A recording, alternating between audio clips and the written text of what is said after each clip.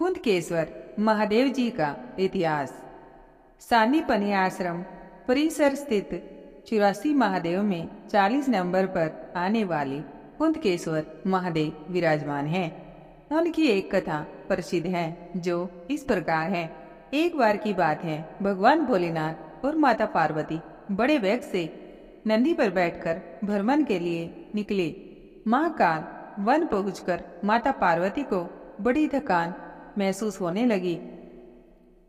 पार्वती को देखकर भगवान भोलेनाथ ने माता पार्वती से कहा, तुम यहीं पर विराजमान हो ताकि तुम्हारी थकान दूर हो जाएगी। मैं थोड़ा आगे तक घूमकर आता हूँ और तुम्हारी सुरक्षा के लिए मेरा यह गण जिसका नाम कुंड है और नंदी तुम्हारे साथ रहेंगे। ऐसा कहकर भगवान भोलेनाथ आगे और प्रस्थान कर गए। प्रतीक्षा करते हुए माता पार्वती को कई पहर बीत गए। भोलेनाथ नहीं आए तो उन्हें काफी चिंता सताने लगी। माता पार्वती निंकुश नामक गणों को आज्ञा दी कि तुम जाओ और भगवान शंकर को पता करके आओ। कुंद ने माता से कहा, माता, भगवान भोलेनाथ ने मुझे आपकी सुरक्षा के लिए यहाँ नियुक्त किया है।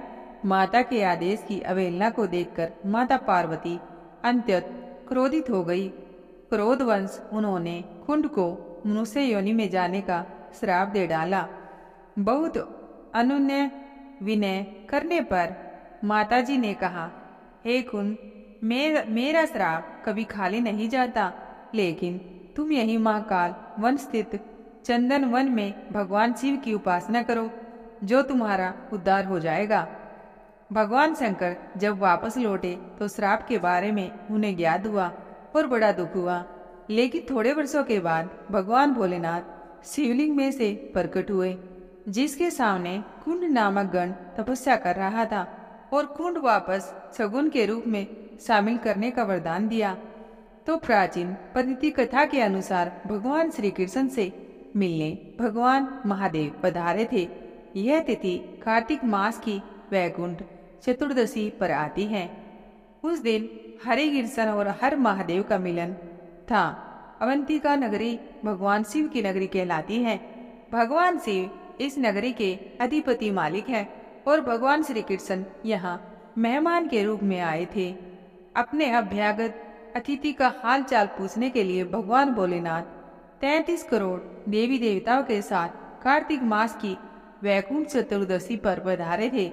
दोनों ने एक दूसरे का परस्पर अभिवादन किया। तत्पश्चात भगवान श्री कृष्ण और खुंदकेश्वर महादेव का अभिषेक पूजन किया गया। सभी देवगण और समस्त युवाओं की उपस्थिति में यह पूजन संपन्न हुआ। इस दिन भगवान शिव को तुलसी अर्पित की जाती है और भगवान श्री कृष्ण को बिल्वपत्र अर्पित किया जाता है। तभी से खुंदकेश्वर महादेव का स्थान हरिहर मिलन स्थल के नाम में प्रसिद्ध हुआ। आज भी वर्तमान में यहाँ एक शिवलिंग स्थापित है। यहाँ पर अति प्राचीन प्रतिमा खड़े हुए नंदी की है। यहाँ खड़ा हुआ नंदी आदर, सेवा और सत्कार का प्रतीक है। दोस्तों, आपको ये कहानी कैसी लगी हमें कमेंट के माध्यम से जरूर बताएं। धन्यवाद।